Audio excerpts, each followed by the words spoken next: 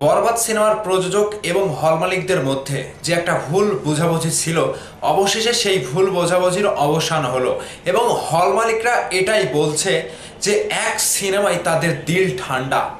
মানে বুঝতে পারছেন, একটি বরবাদ সিনেমা দিয়ে পেছনের ৯ মাসের লস তুলে হল মালিকরা এখন শান্ত।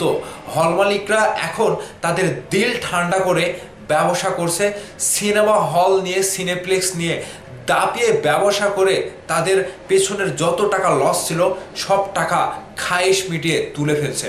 বিষয়টা শাকিব খানের জন্য খুবই ভাগ্যের একটা ব্যাপার এবং শাকিব খান ছিল বলেই হল মালিকদের জন্য একটা ভাগ্যের ব্যাপার। কারণ হিসেবে আমি যেটা বলতে চাই, ইন্ডাস্ট্রির স্বার্থে শাকিব খান ভাগ্যের ব্যাপার। এই কথাটা আমি কেন বললাম? শাকিব খানকে দিয়ে কিন্তু ইন্ডাস্ট্রি এত দূর এগিয়েছে। শাকিব খানের ভাগ্যে ছিল ইন্ডাস্ট্রিকে এরকম পর্যায়ে নিয়ে যাওয়ার। ঠিক শাকিব খান ভাই সেটাই করে দেখিয়েছে। এখন এই যে শাকিব খানের কাঁধের উপরে ভর করে সিনেমা হল মালিক থেকে শুরু করে পরিচালক, প্রযোজক, ইন্ডাস্ট্রির যত কর্মব্যস্ত লোক বর্তমানে কাজ করছে, সকলেরই কিন্তু একটা ভাগ্যের ব্যাপার। ঠিক মেগাস্টার শাকিব খান আমাদের কাছে ছিল হাতিয়ার হিসাবে। সেই হাতিয়ারটাকে ব্যবহার করে দেশের ইন্ডাস্ট্রির চাকা এখনো চলমান রয়েছে। ঠিক এই বিষয়টা যখন লক্ষ্য করবেন, অন্যান্য নায়কের উপরে শাকিব খান না থাকলে অন্য কোনো নায়ক ইন্ডাস্ট্রিকে চলমান রাখতে পারবে না। এটা একেবারে সময়ের একটা ব্যাপার হয়ে দাঁড়িয়েছে। শাকিব খান শেষ তো ইন্ডাস্ট্রি শেষ। এখানে কারো উপরে ভর করে, কারো উপরে নির্ভর করে হল মালিকরা এই দিনগুলো আর পাবে না। ঠিক এখানে একটা কথা না বললেই নয়, আমাদের ইন্ডাস্ট্রিতে এরকম প্রযোজকও কিন্তু দরকার। শাকিব খানের কাঁধের উপরে টাকা ভাঙবে, কাড়ি কাড়ি টাকা ভাঙবে, শাকিব খানের সিনেমার পেছনে কাড়ি কাড়ি টাকা লগ্নি করবে, সেই টাকা লগ্নিকৃত টাকা ফেরত পেয়ে সেই প্রযোজকের মুখে যাওয়ার হাসি ফুটবে, বাংলা ইন্ডাস্ট্রি যে ঘুরে দাঁড়াবে, বিশ্বের কাছে একটা মাথা উঁচু করে বাংলাদেশকে প্রেজেন্ট করবে, এই মানুষটার খুবই অভাব হবে শাকিব খান যখন না থাকবে। ঠিক বরবাদে এই যে ২০ দিনে প্রায় ৫০ কোটি টাকা উপরে কালেকশন করে ফেলেছে। এই যে এত টাকা কালেকশন বাংলা সিনেমার ইতিহাসে, বাংলা সিনেমায় লগ্নিকৃত টাকার হিসেবে এই প্রথমবার বরবাদ এরকমটা করে দেখালো, যেটা খুবই বাংলা সিনেমার জন্য, বাংলাদেশের জন্য ইতিহাসে একটা বড় মাইল ফলক হিসেবে বরবাদ দাঁড় করালো। ঠিক আজকের দিনটাই দাঁড়িয়ে আজকেও তো ব্যবসা করছে বরবাদ, কালকেও তো ব্যবসা করেছে। এই হিসেবগুলো এখনো কিন্তু এই হিসেবের সাথে যোগ হয়নি।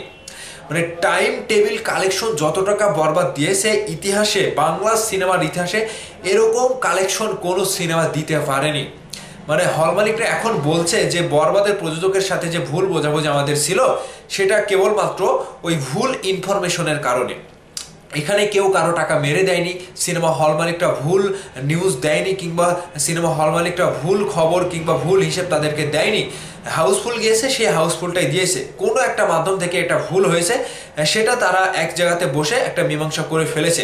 এখন এই যে বরবাদ সিনেমা চালানোর পরে যে প্রযোজক এত বছর পরে, মানে এত বছর বলছি, এত মাস পরে যে বরবাদের প্রযোজক এরকম সিনেমা হল মালিকদের দিয়েছে, যে সিনেমাটি পাওয়ার পরে তাদের দিল ঠান্ডা হয়ে গেছে। এক সিনেমাতেই পেছনের লস সব উঠে গিয়েছে।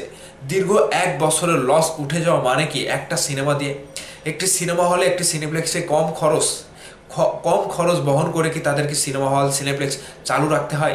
সেই সকল খরচ একটি সিনেমা দিয়ে যখন উঠে যায়, তখন হল মালিকদের মুখে হাসি ফোটানোর জন্য একটি মাত্র ব্যক্তি রয়েছে, সেটা মেগাস্টার শাকিব খান। এটা নির্দ্বিধায় বলতে হবে এবং প্রত্যেকটা হল মালিকরা এরপর থেকে বরবাদের প্রযোজককে চাইবে, বরবাদের প্রযোজক, বরবাদের পরিচালক, বরবাদের নায়ককে খুঁজবে। এটা 100% শিওর।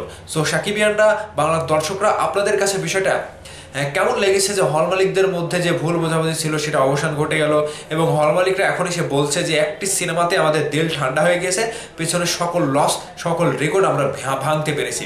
এটা মেগাস্টার শাকিব খানের জন্য সম্ভব। আপনাদের মতামত কি? ভিডিওর নিচে কমেন্ট করে অবশ্যই জানাবেন। ভালো থাকবেন, ধন্যবাদ সম্পূর্ণ ভিডিওটি দেখার জন্য।